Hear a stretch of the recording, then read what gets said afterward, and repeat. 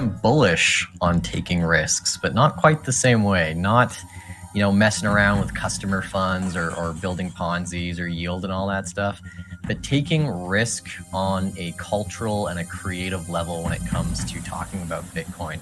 So I had a moment, I had my little 15 minutes of fame last week after a solid year and a half of making like 60-second videos, half of them being like trying to orange pill people in 60 seconds, the other half just talking about economics.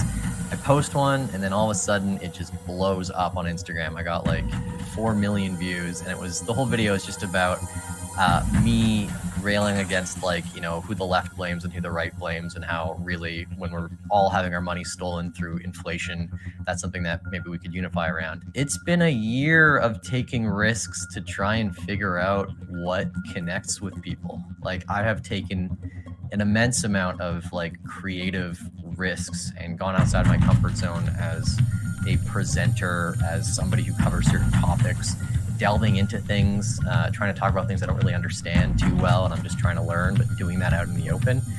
And I came about success of that, and now I feel like I have a bit more of a track on how to move forward with the type of stuff I'm talking about. It's not just about me. I had the chance to go down to Pacific Bitcoin last week. The most interesting stuff that happened down there was meeting all the different entrepreneurs building stuff in Bitcoin that were not, wallets or exchanges, but all the peripheral cultural products that are massive, massive risks, because you really can't quite figure out how many Bitcoiners out there will want to part with their fiat or their Bitcoin to buy a trading card or a piece of merchandise or an energy drink. But entrepreneurs are going out on a limb, and they're feeling the waters, and they're feeling that there is a distinct Bitcoin culture forming. And Bitcoiners really like to, show off the things that they have, show off their pride in Bitcoin, try different products to orange pill their friends and family, t-shirts, cards, whatever. And all these entrepreneurs now, this is the first time I've ever seen it in Bitcoin, especially this year, and you can probably agree with me on this, Ben, that all of these entrepreneurs have built atop this social and cultural layer of Bitcoin, and now we're seeing the fruits of the first type of non-selling Bitcoin products out there.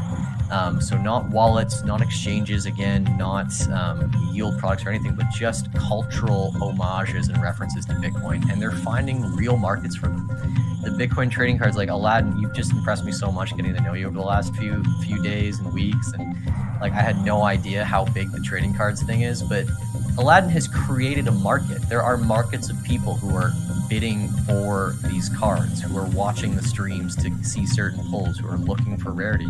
You've created a market from basically nothing, and you filled a demand that most of us had no idea was there. And I think there's so much more underneath this Bitcoin rock to uncover when it comes to that. Energy drinks, merchandise, other forms of collectibles. And it's all been in the middle of this terrible crab year on Bitcoin too, where it's just gone nowhere. I don't think, any of us have met a Bitcoiner that was minted in 23. I met one at the conference down there, but most of us are holdovers from 21, 22 or before.